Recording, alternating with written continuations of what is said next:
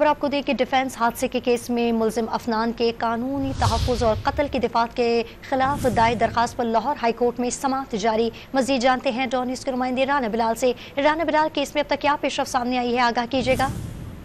जी देखिए, मुलजिम अफनान की कानूनी तहफ़्फ़ुज़ के लिए और कत्ल की दफ़ात के खिलाफ दरख्वास्त पर लाहौर हाई कोर्ट में समाअत हुई है, जिसमें सरकारी वकील ने अदालत को बताया है कि 13 नवंबर से लेकर अब तक 2986 मुकदमात ट्रैफिक वायलेशन पर दर्ज किए गए हैं और अदालती हुक्म के अहकाम की रोशनी में पुलिस जो है वो कार्रवाइयाँ कर रही है और लाइसेंस के बगैर जितने भी अफराद हैं उनके खिलाफ बिला तफरीक जो है वो कार्रवाइयाँ जारी हैं।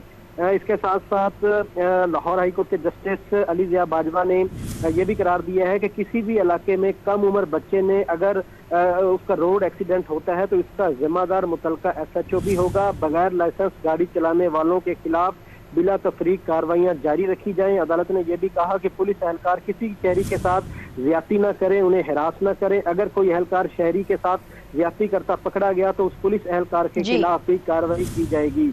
अदालत ने 2 बजे तक ये कार्रवाई मुलतवी की है और DG एक्साइज को ज़ाती हैसियत में अदालत पेश होने के अहकाम जारी। ठीक है, अदालत ने 2 बजे तक समाअत जो है वो मुलतवी की है। तफसील बताए थे राना बिलाल, आपका बहुत शुक्रिया।